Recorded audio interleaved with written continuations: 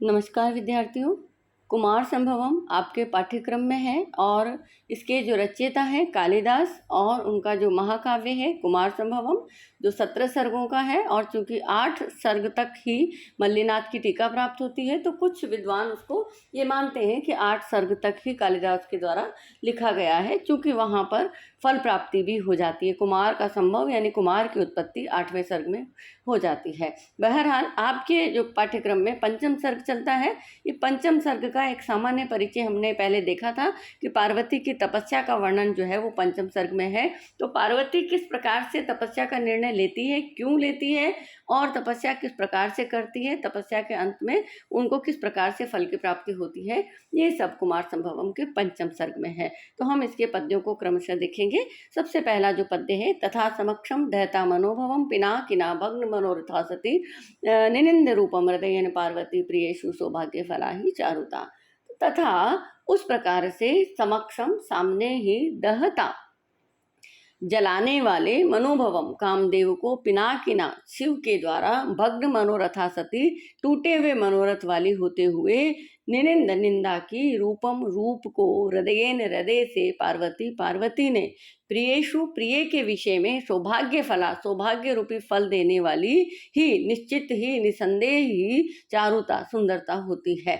तो सुंदरता जो है वो प्रिय के विषय में सौभाग्य रूपी फल देने वाली होती है। तो इस पद्य में ये कहा गया है कि पार्वती ने जब शिव के द्वारा कामदेव को जला दिया गया तो पार्वती ने अपने रूप की निंदा की कि इस रूप का कोई फायदा नहीं है, क्योंकि रूप से सौभाग्य मिलता है, प्रिय के विषय में पति के विषय में सौभाग्य मिलता है, वही रूप का उद्देश्य है, वही रूप का की सार्थकता है। यदि ऐसा न हो तो ऐसा रूप निरर्थक है। तो उस प्रकार से अपने सामने ही शिव के द्वारा कामदेव को जला दिए जाने पर टूटे हुए मनोरथ वाली उस पार्वती ने अपने रूप की निंदा की, क्योंकि प्रिय के विषय में सौभाग्य रूपी फल देने वाली ही सुंदरता होती है। तो इस प्रकार से पार्वती ने उनकी निंदा की। अब इसको शब्दशः हमने देखा, तथा उस प्रकार से समक्षम सामने ही दहता जलाने वाले, तृतीया का एक वचन है, मनोभवम कामदेव को द्वितीया का एक वचन है, पिनाकिना पिनाकी अर्थात पिनाक शिव के धनुष का नाम है, इसलिए पिनाकी यानी शिव, और तृतीया का एक वचन है पिनाकिना शिव के द्वारा कामदेव को जला देने वाले, शिव के द्वारा कामदेव को जला देने वाले भग्न मनोरथा सती यानी शिव के द्वारा टूटे हुए मनोरथ वाली होने पर, यानी शिव ने जिसकी इच्छा को जो है वो तोड़ दिया है, निष्फल कर दिया है, ऐसी पार्वती ने हृदयेन मन से, हृदय से रूपम निनिंद रूप की निंदा की, क्योंकि ही यानी निसंदेह निश्चित ही चारुता जो सुंदरता है, चारु यानी सुंदर, तो चारुता तल प्रत्यय लगा हुआ है, सुंदर होना, तो चारुता सुंदर होना प्रियेषु प्रिय के विषय में सौभाग्य फला सौभाग्य रूपी फल प्रदान करने वाली होती है। तो तथा उस प्रकार से समक्षम आंखों के सामने ही, अक्ष आंखें, सम यानी सामने, समक्षम आंखों के सामने ही दहता जला देने वाले मनोभवम कामदेव को पिनाकिना शिव के द्वारा भग्न मनोरथा टूटे हुए मनोरथ वाली सती होते हुए निनिंद निंदा की रूपम रूप की हृदयेन हृदय से पार्वती ने प्रियेषु प्रिय के विषय में सौभाग्य फला सौभाग्य रूपी फल देने वाली ही निसंदेह निश्चित ही चारुता सुंदरता होती है। अब इसको एक बार अन्वय के साथ देखेंगे कि पार्वती ने तथा उस प्रकार से समक्षम अपनी आंखों के सामने ही मनोभवम कामदेव को दहता जला देने वाले पिनाकिना शिव के द्वारा भग्न मनोरथा सती निष्फल इच्छा वाली होते हुए हृदयेन अपने हृदय से रूपम निनिंद रूप की निंदा की ही, क्योंकि चारुता सुंदरता प्रियेषु प्रिय के विषय में सौभाग्य फला सौभाग्य रूपी फल देने वाली होती है। तो ये जो श्लोक है, ये जो पद्य है, इसमें शिव पार्वती का जो मिलने का जो बीज है तपस्या, वो तपस्या का यहाँ पर प्रारंभ किस कारण से हुआ उसका वर्णन यहाँ किया गया है। तो इस तरीके से आंखों के सामने ही कामदेव को जला देने वाले शिव के द्वारा टूटे हुए मनोरथ वाली पार्वती ने अपने रूप की निंदा की, क्योंकि रूप जो है वो प्रिय के विषय में सौभाग्य रूपी फल देने वाला होता है, यही इसकी सार्थकता है। यदि ऐसा नहीं है तो ये निरर्थक है।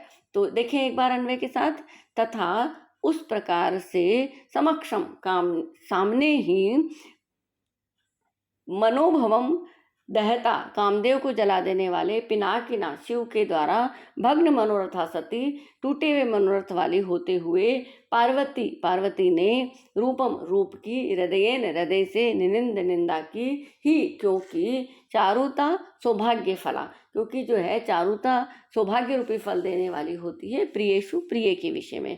चारुता प्रियेषु सौभाग्य फला, चारुता जो है वो प्रिय के विषय में सौभाग्य रूपी फल देने वाली ही होती है। तो एक बार और देखें, इस प्रकार से आंखों के सामने ही कामदेव को जला देने वाले शिव के द्वारा टूटे हुए मनोरथ वाली, यानी शिव ने जिसके मनोरथ को तोड़ दिया है, कैसे? कामदेव को जला करके।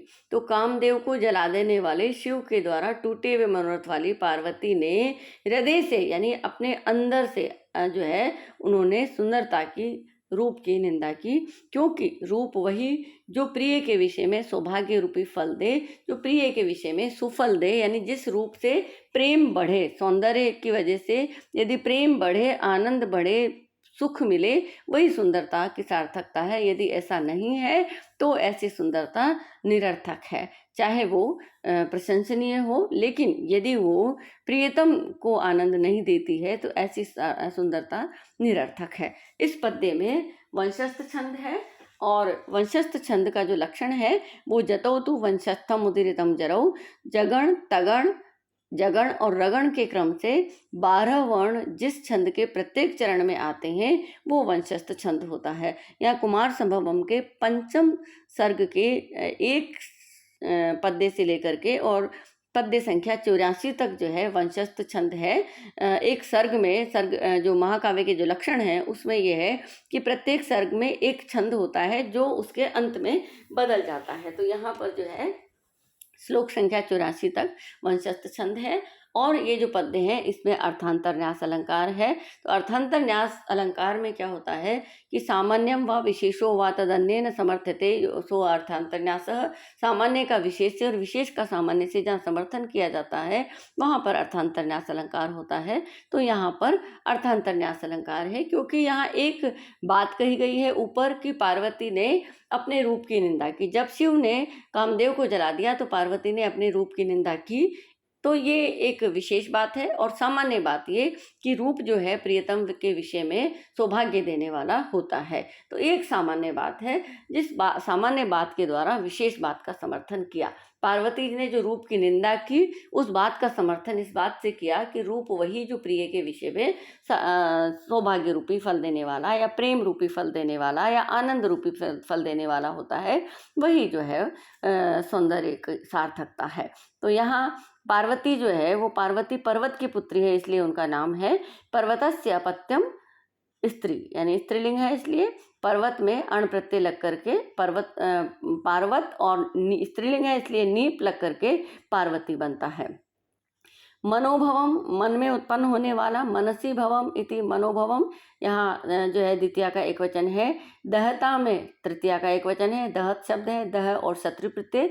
पिनाकी, पिनाक जिसका धनुष है वो पिनाक, औणिनी पिनाकी, और तृतीया का एक वचन है। भग्न मनोरथो यस्याः सः इति भग्न मनोरथा, तो बहुब्री समास है यहाँ पर। तो जो है सौभाग्य फलाः, तो सौभाग्य रूपी सौभाग्यम फलम यस्याः सः इति सौभाग्य फलाः, तो यहाँ पर जो है बहुब्री समास है। तो सौभाग्य ही फल है जिसका वो, तो इस तरीके से चारुता का विशेषण है। तो यहाँ पर जो है वो बहुब्री समास, और जो है इस पद्य में जिसे कहें कि व्याकरण के रूप में ये पद है। और भी व्याकरण आप इसमें प्रकृति, प्रत्यय, उपसर्ग ये सब देख सकते हैं। तो जैसे भग्न है तो भज धातु के साथ में त प्रत्यय है, त का न हो जाता है। और भी बहुत सारे, दहत है तो क्षत्रिय प्रत्यय है वहाँ पर। तो निनिंद है तो निंद धातु है, लिट लकार प्रथम पुरुष का एक वचन है। तो इस प्रकार से यहाँ पर व्याकरण है। और जो है छंद है वंशस्थ, और अलंकार है अर्थांतर न्यास।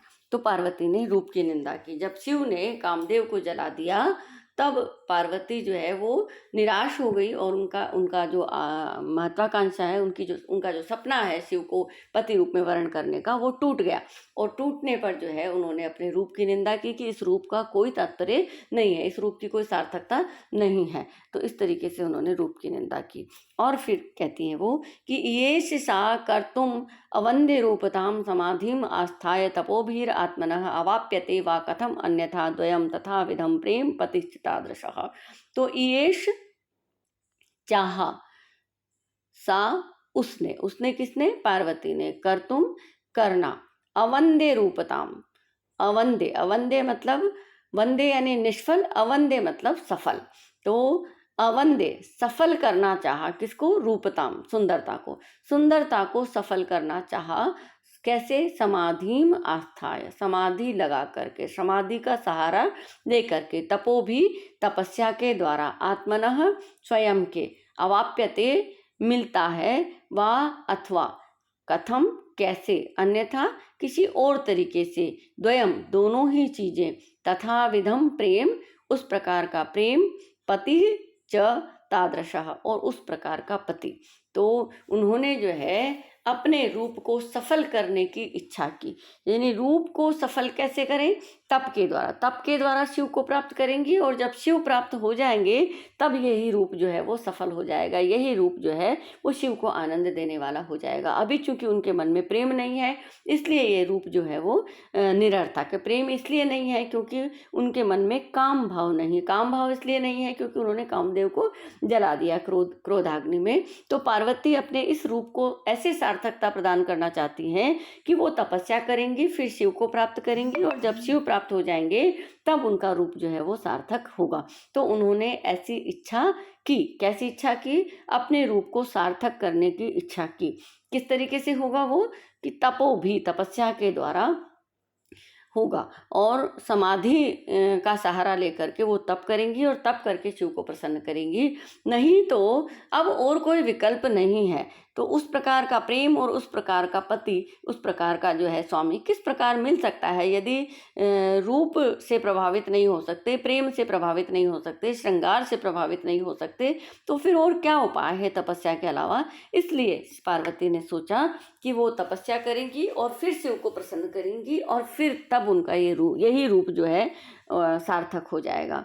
तो येष चाहा या इच्छा की, सा उस पार्वती ने, कर्तुम करने के लिए, क्या करने के लिए? अवंदे रूपताम, सौंदर्य को सफल करने के लिए उन्होंने चाहा, सौंदर्य को सफल बनाना चाहा। समाधि में आस्थाए, समाधि का सहारा लेकर के, तपो भी तपस्या के नियमों के द्वारा, आत्मनः स्वयं के, अन्यथा वा यानी अथवा, कथम कैसे यानी किसी और, अन्यथा दूसरे तरीके से, द्वयम दोनों ही वस्तुएं प्राप्त नहीं हो सकती। कौन सी दो वस्तुएं? तथा विधम प्रेम पतिश्च तादृशः, उस प्रकार का प्रेम और उस प्रकार का पति, यानी पति मिले और पति का उस प्रकार का प्रेम मिले। ये दोनों तब ही है जब शिव प्रसन्न हो। और शिव प्रसन्न कैसे होंगे? रूप के द्वारा तो हो नहीं सकते, क्योंकि रूप को तो कामदेव ने भस्म कर दिया है काम भाव के साथ ही। तो रूप जो है वो निरर्थक हो गया है। तो रूप जो है वो सफल तभी होगा जब शिव के मन में प्रेम होगा। तो वो प्रेम जो है वो काम के द्वारा नहीं हो सकता। अब वो जो प्रसन्न होने का कार्य है वो तपस्या के द्वारा हो सकता है। तो इसको अन्वय के साथ देखें।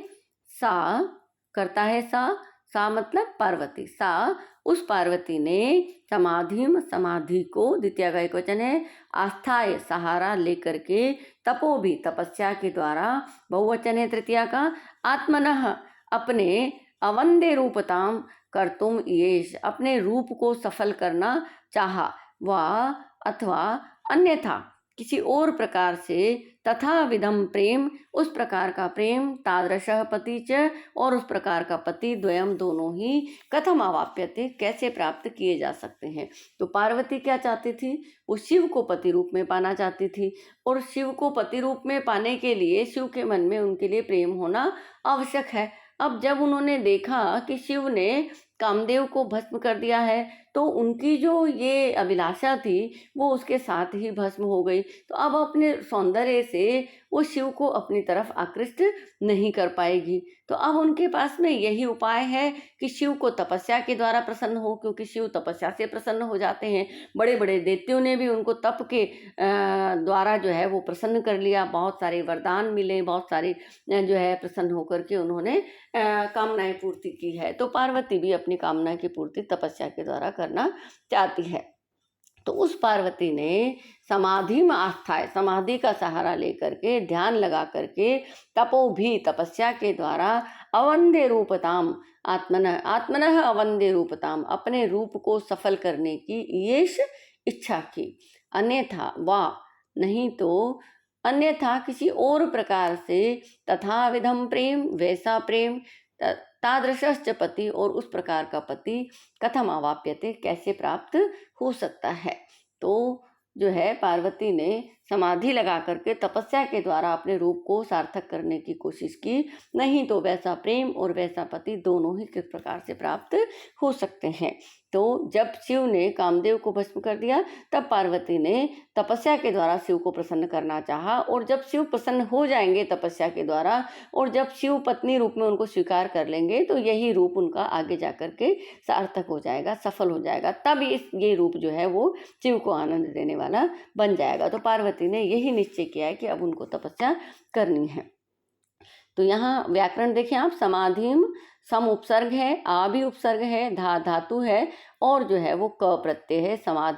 समाधि जो है वो सम्यक प्रकार से आधान करना, सम्यक प्रकार से ध्यान करना, ये जो है वो समाधि है। जो अष्टांग योग जो है उसमें 8वीं अंतिम अवस्था है समाधि। वहाँ निर्विकार और सविकार समाधि होती है। निर्विकार समाधि जो है वो अंतिम लक्ष्य है। आस्थाय में भी आ उपसर्ग है, स्था धातु है और ल्यप प्रत्यय है, सहारा लेकर के। तपो भी तपस्या के द्वारा तृतीया का बहुवचन है। और न वंदे मतलब निष्फल, और न वंदे मतलब निष्फल नहीं। तो नए तत्पुरुष समास है यहाँ पर। निष्फल नहीं का तात्पर्य है सफल। जब दो नेगेटिव एक साथ जुड़ जाते हैं तो उसका पॉजिटिव अर्थ निकल जाता है कि ऐसा नहीं है कि निष्फल है, अर्थात कि सफल है। तो अपने सफल रूप को सफल करना, ईश यानी चाह, ईशु धातु है, ईश और फिर जो है लिट लकार प्रथम पुरुष का एक वचन है। और तादृश है उस तरीके के शिव, यानी शिव जो अलौकिक है, दिव्य है, उनको पाना आसान काम नहीं है। वैसे पति को पाने के लिए तप करना पड़ेगा। तो इस तरीके से जो है वो शिव उनको प्राप्त हो सकते हैं। अवाप्यते में भी अव उपसर्ग है, आप धातु है और लट लकार प्रथम पुरुष का एक वचन है। तो ये कर्मवाच्य है, इसलिए यहाँ आत्मनेपदी जैसे रूप यहाँ दिखाई दे रहा है। तो छंद वही है जैसा कि हम बात कर चुके हैं, वंशस्थ छंद है यहाँ पर। तो यहाँ ये कह रहे हैं कि उस प्रकार के शिव और उस प्रकार का प्रेम, ये दोनों ही तपस्या के अलावा किसी और प्रकार से प्राप्त नहीं हो सकते। तो उस पार्वती ने समाधि का सहारा लेकर के तपस्या के द्वारा अपने रूप को सार्थक करने की इच्छा की। ईश यानी इच्छा की, वा अथवा अन्यथा किसी और प्रकार से, तथा विधम प्रेम उस प्रकार का प्रेम, और तादृशः पति च और उस प्रकार के जो पति हैं वो कथम अवाप्यते कैसे प्राप्त हो सकते हैं, किसी और प्रकार से उनको प्राप्त नहीं किया जा सकता। तो इस बात को यहाँ पर कहा गया है कि पार्वती ने तपस्या करने का निर्णय लिया।